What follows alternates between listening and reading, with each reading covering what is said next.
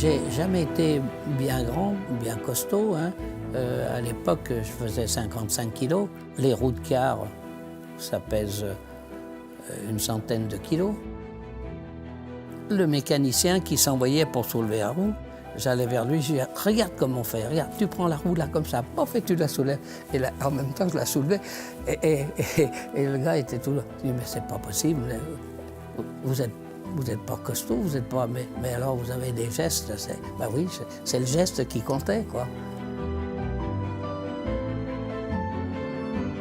Mon père était très bon mécanicien, et bien sûr, on ne peut pas moins faire que de vouloir égaliser son père. J'ai réussi tout ce que j'ai entrepris. Il n'y a pas de sorcellerie là-dessous, hein, c'est clair. Hein. En toute chose, il faut beaucoup de réflexion et il faut souvent s'y prendre à deux fois. Quand on a repris l'affaire du paternel, il y avait 8 cars, mais qui étaient tous d'avant-guerre. Un jour, il me dit, mais pourquoi, avec ton frère, pourquoi vous ne reprendriez pas la suite? Pourquoi pas essayer? Ben, oui, bon, ben, ça a été spontané, oui, ben, on est prêt à y aller, mais comment faire pour se sortir de l'ornière des finances? Ils n'avaient pas les moyens d'acheter un autocar.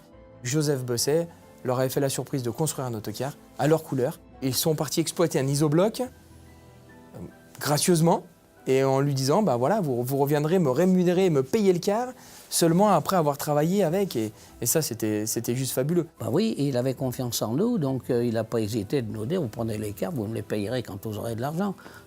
Vous pouvez faire le tour du monde maintenant, vous ne trouverez pas ça. Bon, on a relevé les manches, comme on dit, et on s'est mis au boulot. On vivait tous ensemble, en communauté, dans une grande maison familiale. Mon oncle avec sa femme et 4 enfants, mon père, ma mère et deux filles. Et il y avait également les chauffeurs qui logeaient à la maison et qui mangeaient midi et soir avec nous. J'étais dans une ambiance d'homme, mais j'ai adoré ça. Moi, je suis très bien en famille. La continuité est importante. Il faut quand même penser à toute la suite dans une entreprise. Hein. Moi, aujourd'hui, je pousse les petits-enfants à y aller davantage. Moi, ça fait 40 ans quand même. Ça passe vite. 40 ans que je travaille avec lui. Quand il arrive au bureau le matin, écoutez, moi, je crois que c'est aussi mon élément moteur. Parce que je le vois, il est content, il est speed, et nous, ça nous motive. De toute façon, on a toujours vu travailler, donc c'est ce qui nous a donné on va dire, cette force de nous aussi d'y aller. Le fait que de génération en génération, on se passe le flambeau, ça donne encore plus envie de continuer et persévérer. Je représente la 5e génération, la 6e nous pousse. J'ai défendu bec et ongle l'entreprise, je la défends tous les jours. Je suis un des petits-fils forts. Frère de Richard, cousin de Raymond, et moi ça me fait plaisir de venir bosser avec mon grand-père tous les matins. Mais vous savez, quand on est jeune, on trouve toujours le vieux un peu trop envahissant qui veut tout faire. Mais comme je fais et qu'à la suite, c'est bon, ça s'incline, quoi. Il est né dedans, un peu comme nous, mais à son époque.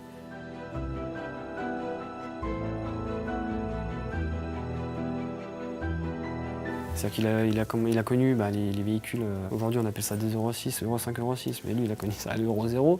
Il savait tout faire, il savait monter, il a même monté une voiture tout seul. Donc, Quand je suis rentré dans l'entreprise, M. Faure avait pour habitude même d'aller dans les ateliers, des fois même de passer sous les véhicules pour voir si le travail était bien fait. Et après il faisait le tour des bureaux et dans chaque bureau il donnait ses instructions et il fallait aller dans son sens et rapidement. Et je fais toujours les achats d'ailleurs des cars aujourd'hui.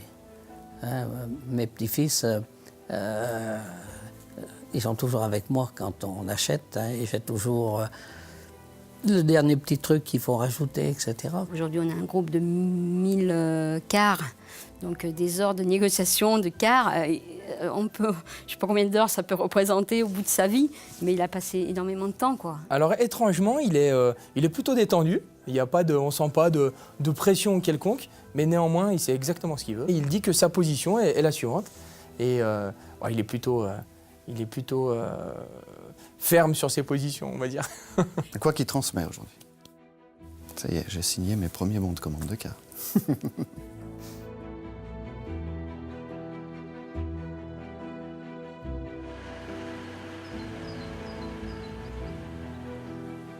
L'indépendance, pour lui, c'est dans son ADN. Hein.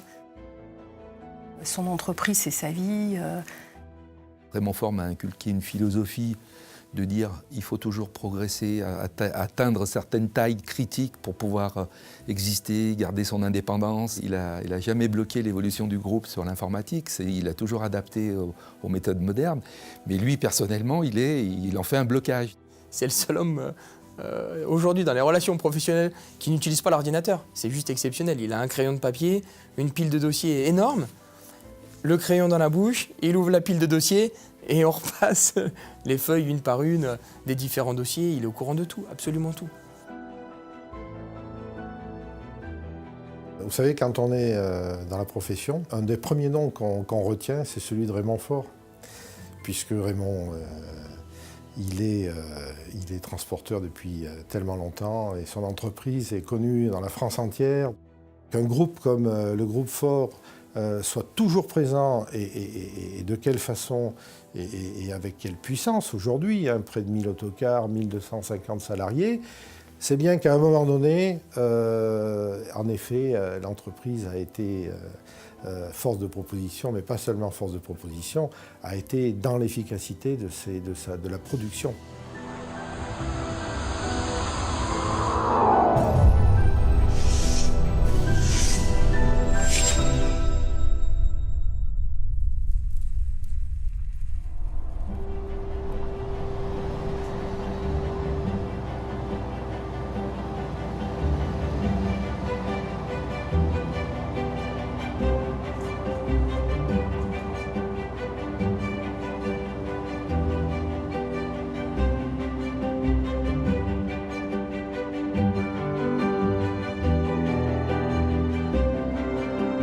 Aujourd'hui, l'image de l'autocar, c'est quelque chose de moderne, de branché, de connecté, de pas cher, de confortable. Pour être partenaire de Ouibus, il faut remplir tout un cahier des charges. Et il faut répondre notamment à des critères de qualité assez draconiens. Et le groupe Faure remplit complètement cet aspect des choses.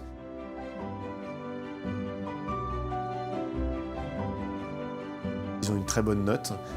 On est à plus de 90% de clients satisfaits. C'est assez rare d'avoir un organisme qui a cet âge-là et qui en même temps est aussi moderne au fond de lui-même. Et oui, c'est une entreprise qui est tournée vers l'avenir. Chez Ouibus, il y a une blague régulièrement qui est « Tiens, Faure a une idée, il nous propose telle ou telle chose. » Ah bon? Et on dit toujours « Mais attention, parce qu'ils vont finir par nous racheter. » Et moi, je finis par me demander s'ils vont racheter Ouibus ou s'ils vont racheter la SNCF. À mon avis, l'un des deux arrivera un jour. Voilà, petit clin d'œil à Raymond Faure. Mais au-delà de ça, plus sérieusement, c'est vrai que c'est très appréciable de travailler avec des gens qui ont une vision de long terme, qui ont confiance, qui croient dans l'avenir. Les véhicules vont beaucoup évoluer dans les 10 années à venir. On aura des véhicules électriques, je ne me fais aucun souci là-dessus, il y en aura, il y a déjà des études qui sont faites.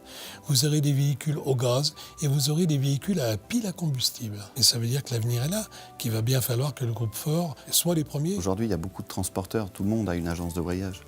La réglementation fait que quand on va proposer une sortie à un groupe, suivant le volume d'activités annexes, on a besoin d'avoir une licence d'agent de voyage. Par contre, la force qu'on a, c'est qu'on produit notre brochure, on fait notre voyage, c'est nos conducteurs, c'est nos véhicules, c'est notre voyage. Les jeunes vont beaucoup sur YouTube, donc pourquoi pas mettre en lien les Carrefour avec des voyages et faire ce lien-là pour intéresser les plus jeunes, par exemple. Ce que vous mettez aussi en termes de services à côté, c'est effectivement essentiel aussi. Donc par exemple, nous, sur nos lignes aéroports, on a été un des premiers à avoir, à bord des navettes autocars, l'affichage des vols en temps réel. La force aussi du groupe, c'est qu'on est quand même très centré sur la région Rhône-Alpes et que quand on s'engage dans quelque chose, on y va à fond, quoi. Il y a quand même un staff de direction assez restreint qui font que les décisions sont vite prises. Pour nous, partenaires, ce qui est rassurant, c'est de voir qu'il y a la famille autour. Il y a plein d'autres gens dans tout un tas de métiers. C'est tout un écosystème qui est finalement d'une grande originalité, qui pourrait au début inquiéter un petit peu. et qui est en fait, dans la réalité et dans la vie quotidienne, un vrai élément de réassurance dans un partenariat.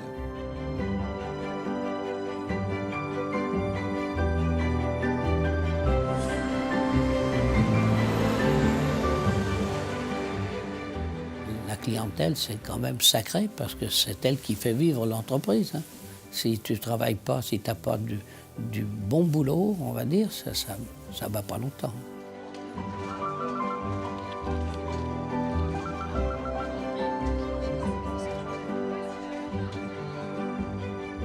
J'ai dit à mes parents, quand j'aurai l'âge de passer le permis, je serai chauffeur de bus et chauffeur. C'est ma passion, c'est ma passion. Raymond Faure est un homme très reconnu dans son milieu du transport autocar et je le pense pour des questions d'abord d'humanité. Mon papa, il est beaucoup, beaucoup aimé. Parce que c'est un homme autoritaire, mais il a toujours pris le temps d'écouter. Il est là, il est présent, quoi. Et il sait de quoi il parle, parce que son métier, il le connaît vraiment sur le bout des doigts.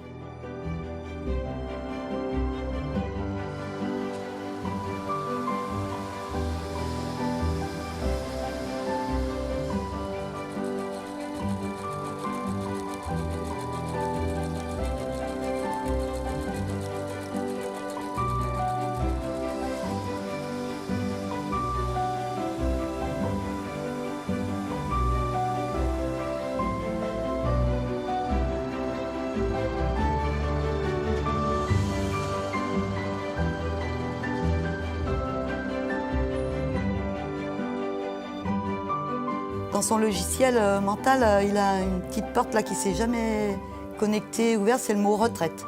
Ça s'est bloqué, il y a un petit blocage qui se fait. Il dit que c'est ce qui le maintient comme il est et que donc il s'arrêtera jamais.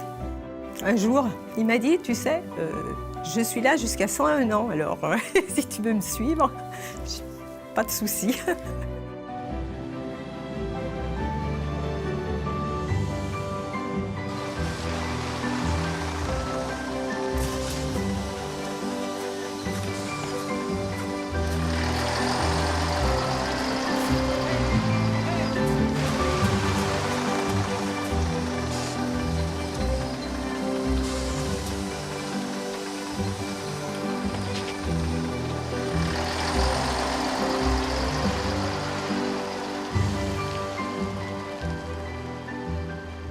Je vais rester avec eux si je peux. Si je peux encore leur donner quelques bons conseils, pourquoi pas.